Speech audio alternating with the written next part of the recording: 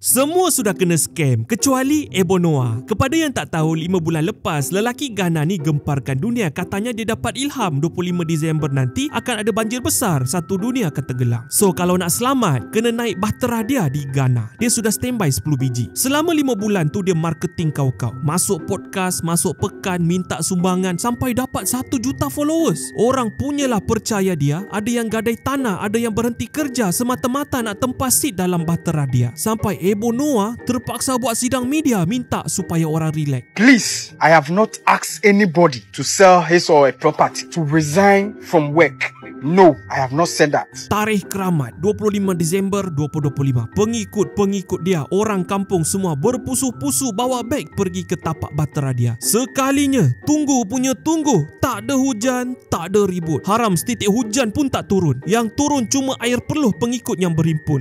Sampai ada yang barbecue bahtera tu sebab dah fed up menunggu. Aku tak pasti ini video betul ke palsu. Tapi yang aku tahu, masa pengikut dia tengah berjemur tunggu banjir yang tak kunjung tiba, korang tahu Ebo Noah tengah buat apa? Member tengah bersiar-siar dengan Mercedes-Benz, kereta yang dia baru beli guna duit derma. Rupanya bukan bumi yang tenggelam, tapi duit derma lesap dalam diam. Selepas tu baru dia buat sidang media kedua. Dia kasih tahu Tuan sudah postpone banjir besar sebab bahtera dia tak cukup, kena tambah. God has given us some time to build more arks that will contain all of us.